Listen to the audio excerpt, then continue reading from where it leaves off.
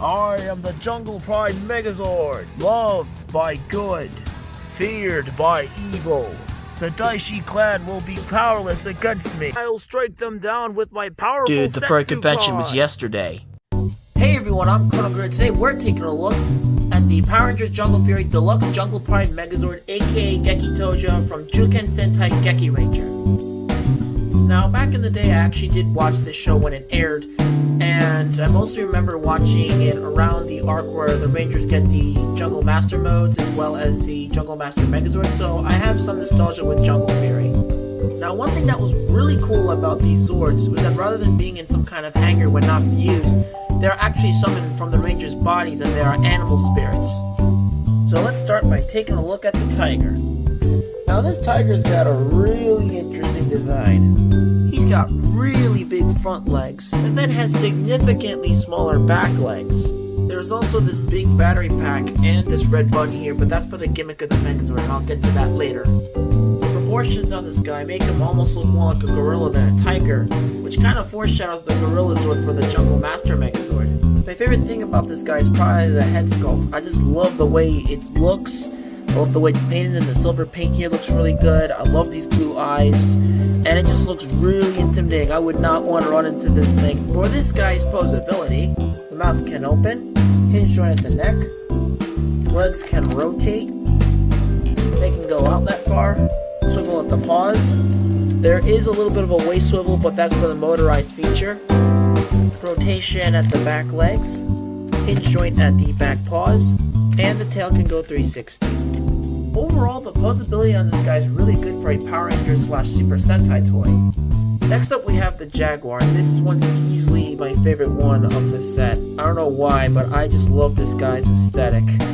With the sunglasses and dark colors, this guy has a spy motif. You can also lift up the sunglasses to reveal the eyes, which I think is awesome. The figure has some really nice molded in detail with the spots, and I just think that looks really cool. There also appears to be some vents at the top of the legs, which I find very interesting, and I think that's actually meant to peg it with the feet for transformation. For this guy's posability, mouth can open, the neck can go up that far, the legs can rotate, there are hinge joints at the legs, but that's obviously meant for transformation, and that just looks kind of painful. The legs can only go back strictly for transformation, and 360 at the tail. And finally we have the Cheetah. Despite being a similar mold, it's actually very different. The Cheetah appears to have sleeker proportions than the Jaguar. Cheetah's tail is shorter than the Jaguar's, the head cannot go down any farther, and rather than molded in detail, the spots on the Cheetah are actually painted gold. The front of these legs here also have the same vents the Jaguar has. The articulation's pretty much the same. Mouth, head, neck, front legs, back legs, tail. Overall, these Zords are really fun and impressive. Now it's time to get these guys combined.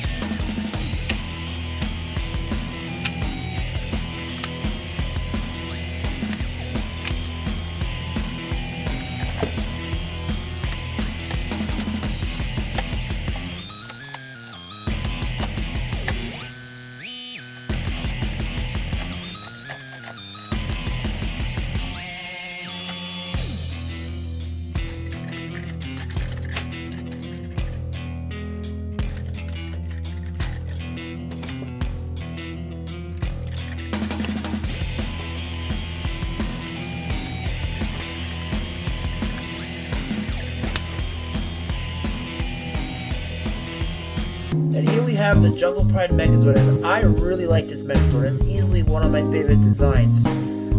I just love the overall aesthetic of this guy.